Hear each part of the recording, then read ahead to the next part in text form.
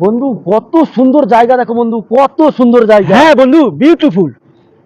কত সুন্দর জায়গা বন্ধু, এরকম জায়গা আমি জীবনে দেখিনি। হ্যাঁ, আমিও দেখিনি বন্ধু।